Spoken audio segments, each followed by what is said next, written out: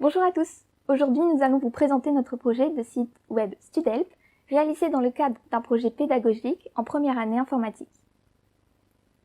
Notre projet a un but simple, créer de l'entraide et de la communication entre les étudiants. Cette entraide est facilitée par un système de parrainage et un système de questions-réponses communautaires. Accessible sous plusieurs formats, ordinateur et portable, et à la portée de tous. Studelp, aidons-nous les uns les autres. Je suis Solène, chef de projet de Studelp. Et je suis Eloane, développeur. L'équipe Studelp est également composée de Hugo, intégrateur, et de Courtney, web designer.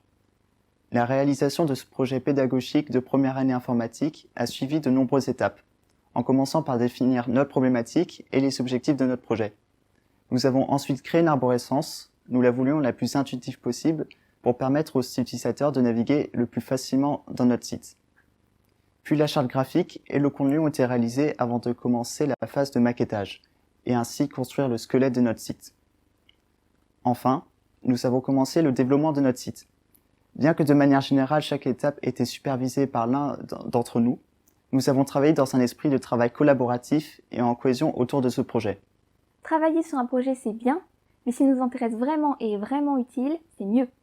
La première question que nous nous sommes posée était comment faire un site qui pourrait répondre à une vraie nécessité tout en répondant à la problématique. L'UET étant dépourvue de système de parrainage et les conditions particulières du confinement ayant entraîné une réduction massive de la communication, il nous a paru évident de créer un site répondant à ces difficultés. Notre problématique était donc la suivante: comment dynamiser l'entraide à l'IUT de Lannion grâce au numérique. Et c'est ainsi qu'est né Studelp, un site convivial dédié aux étudiants qui réunit un certain nombre de services facilitant le partage et l'entraide. D'où son petit nom Studelp, Let's Help Each Other. Parlons maintenant plus en détail de notre travail, à commencer par la réalisation de la charte graphique. Nous avons choisi les mêmes couleurs que celles de l'IUT dans le but de prolonger et rappeler le site, c'est-à-dire du rouge et différentes nuances de gris. Nous voyons ce projet comme une extension potentielle de son site. Garder les mêmes couleurs permet donc de ne pas avoir de décalage graphique en naviguant entre les deux sites. Quant à la typographie, nous avons utilisé deux polices. La police classique Quicksand, qui possède un style épuré et esthétique avec une bonne lisibilité. Nous l'utilisons donc pour notre texte. Quant au titre, nous avons fait le choix d'une police plus originale avec des interlettrages réduits et un style gras. Passons à notre troisième étape, le maquettage, qui est une étape essentielle pour visualiser le résultat final et explorer les différentes possibilités d'interface. Nous voulions créer à la fois un design professionnel tout en restant agréable à consulter.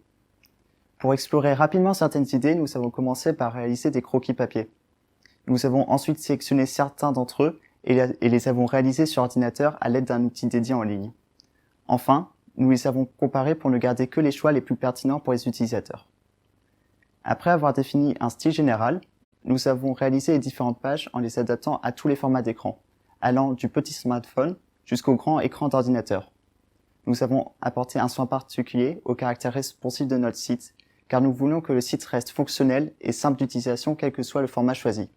D'autant plus sur mobile puisque notre public cible est principalement étudiant.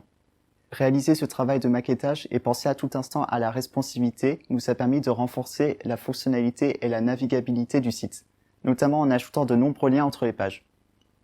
Une fois ce travail de maquettage terminé, nous sommes passés au développement du site. Pour cela, nous avons utilisé principalement trois outils de développement: Atom, Brackets et l'outil de développement Google Chrome. Solène, notre chef de projet, s'est occupé de coordonner le développement. Nous avons ensuite tous travaillé sur le développement du site. Mais en tant que développeur, j'ai eu à gérer les parties les plus complexes. Par exemple avec Bootstrap qui nous a donné du fil à retordre. Nous avons vraiment aimé travailler sur ce projet, parce que dès le début, nous voulions créer quelque chose d'utile. Maintenant que le site Studelp est finalisé, nous nous rendons compte à quel point un site comme le nôtre pourrait vraiment faciliter les échanges et l'entraide au sein de l'UIT et toute autre organisation apprenante.